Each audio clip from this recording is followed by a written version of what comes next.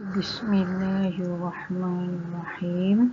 Okey, pada kali ini cikgu akan bincangkan berkaitan kemahiran proses sains memerhati dan membuat inference. So, dua kemahiran proses sains yang kita akan bincang pada kali ini.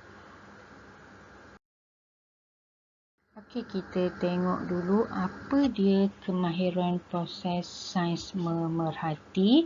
Ia adalah satu kemahiran mengumpul maklumat berkaitan objek dan fenomena yang berlaku menggunakan sama ada sebahagian atau semua deria. Iaitu 5 deria lah, 5 deria yang kita ada yang boleh dibuat secara kuantitatif, iaitu yang boleh diukur, atau kualitatif yang kita tak boleh ukur. Okay. Kita nak tengok dulu macam mana cara nak jawab kemahiran proses sains pemerhatian. Okey, dia ada pemerhatian sama ada pemerhatian tunggal. Okey, pemerhatian tunggal mana kita ada hanya satu objek ataupun satu fenomena atau keadaan, ataupun kita ada juga pemerhatian jenis berbanding di mana objek dan fenomena ada lebih dari satu. Kemudian kita juga ada pemerhatian jenis perubahan, iaitu dia ada pola. Pemerhatian pola ni adalah selalunya pemerhatian yang kita lihat di sama ada carta palang ataupun jadual. Okey, jadi kita nak tengok teknik dia adalah OK. Apa dia itu OK? O ialah objek dan K adalah keadaan. Okey, di mana keadaan ni kita guna 5 deria yang ada. Okey, so cikgu nak tunjuk apa dia, macam mana kita nak buat pemerhatian dengan menggunakan teknik OK tu.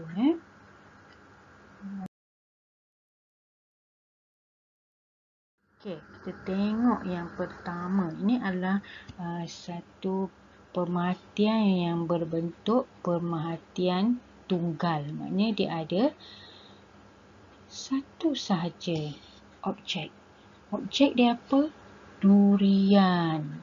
Jadi objek durian, keadaan dia berwarna hijau.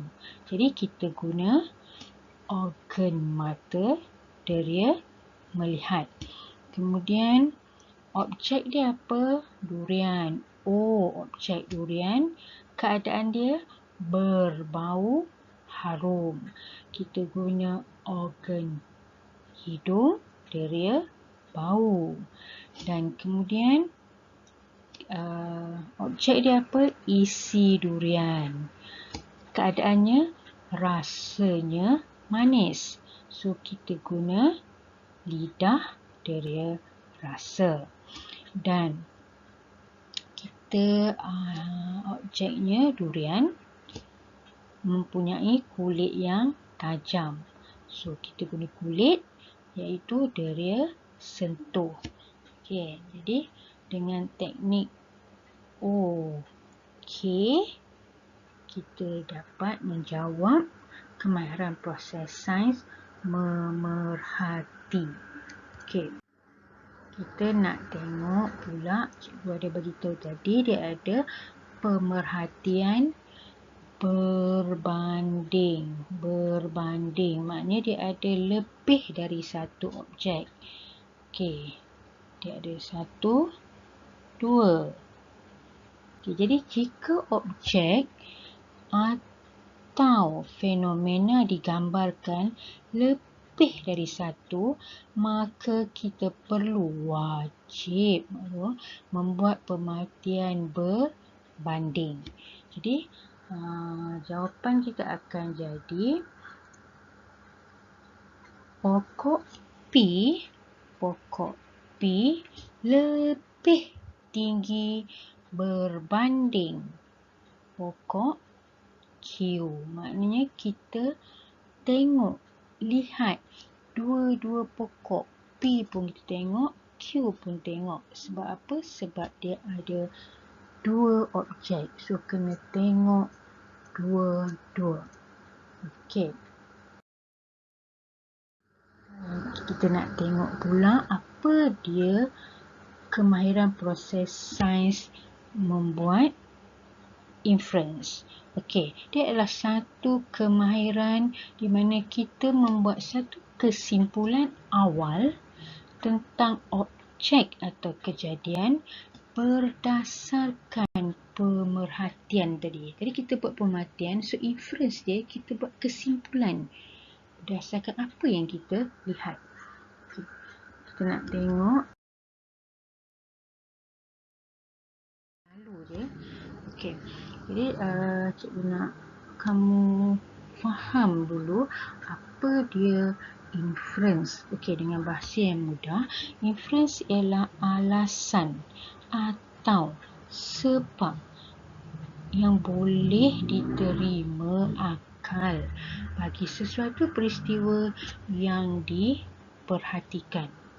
Okey, jadi satu lagi kita juga boleh kata inference ialah penerangan yang munasabah tentang suatu pemerhatian. Maknanya ia adalah suatu kesimpulan awal yang kita buat. Dan kesimpulan awal itu mestilah yang boleh diterima akal, yang munasabah berdasarkan apa yang kita perhati. Okey, nak senang ingat, kita tengok contoh dulu.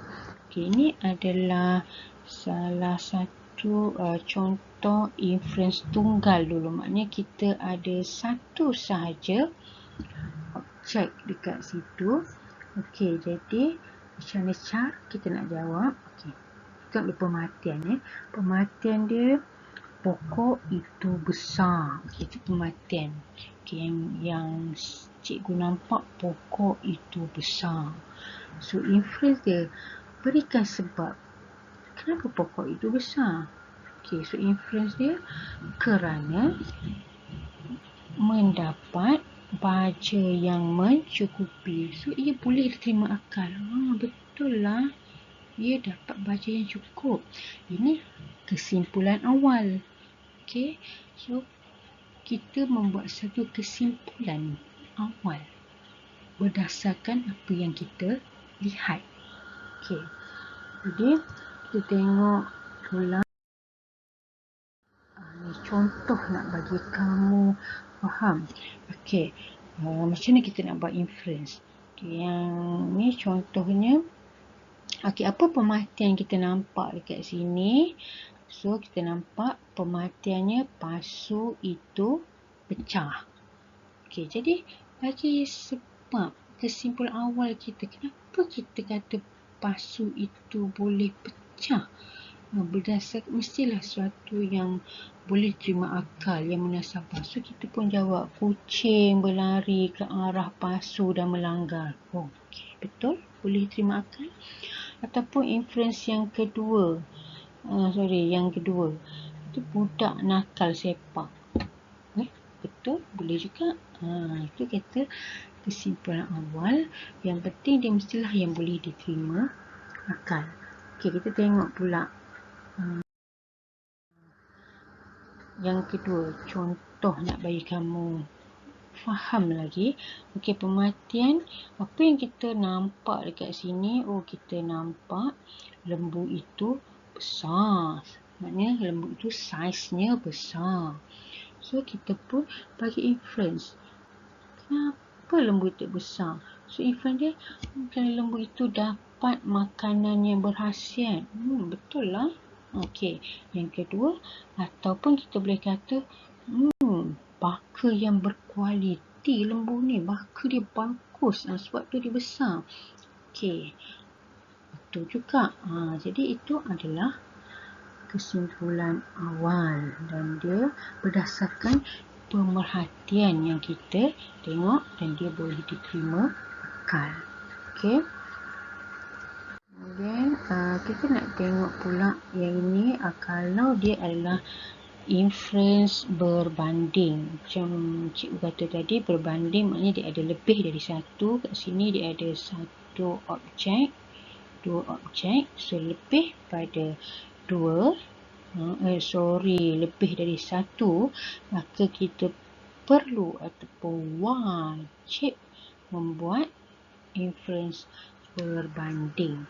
So jawapan dia kita boleh jawab kat situ. Tengoklah pemerhatian. Apa pemerhatian dia? Okey, kita nampak pokok P lebih tinggi banding pokok Q. Maknanya kita tengok dua-dua. P pun tengok, Q pun tengok. Okey, so inference kenapa kita kata tu berikan sebab. So sebabnya kerana pokok P mendapat baja yang mencukupi berbanding pokok Q. So, P kita tengok, Q kita tengok. Jadi, bila kita tengok dua-dua, itu dah berbanding. Okey. Kita tengok contoh yang seterusnya supaya kamu lagi faham. Okey, dia ada berapa gambar objek atau fenomena dekat sini. Dekat sini, so dia ada dua gambar, satu, dua kat sini. Jadi, apa pemerhatian yang boleh kita buat kat sini? So, pemerhatian dia yang kita nampak, tumbuhan dalam pasu A layu. Kita nampak A layu. Manakala tumbuhan dalam pasu B hidup subur. Kita nampak B hidup subur. Okey, itu adalah pemerhatian. Pemerhatian tunggal ke pemerhatian berbanding? Pemerhatian berbanding. So, kita tengok dua-dua. A pun tengok, B pun tengok sebab berbanding. Okey. Kat sini cikgu tak guna perkataan berbanding. Tak kisah cikgu guna ke, kalau kamu nak guna atau kalau kamu tak nak guna pun boleh, asalkan kamu dah melihat kedua-dua objek yang diberi. Okey. So kita nak tengok apa inference dia. Okey, kamu boleh jawab sebab apa? Okey, kat sini sebab kerana tumbuhan dalam pasu A tidak mendapat air. Tak dapat air. Manakala tumbuhan dalam pasu B mendapat air yang mencukupi. Maknanya dekat sini, cikgu tak tulis pun, tak ada perkataan berbanding kat situ. Tapi cikgu dah melihat, memberi sebab dengan melihat kedua-dua tumbuhan dalam pasu A dengan tumbuhan di dalam pasu B. Maknanya cikgu dia buat perbandingan lah. Okey. Ataupun kita boleh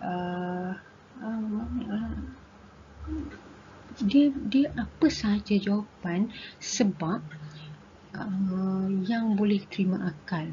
Selain pada dapat air mencukupi, apa yang jadi layu? Kalau ada sebab lain, kita boleh bagilah. Okey. Jadi itu sahaja. Cikgu harap kamu faham. So, selamat mengulang kaji kembali proses sains memerhati dan membuat inference.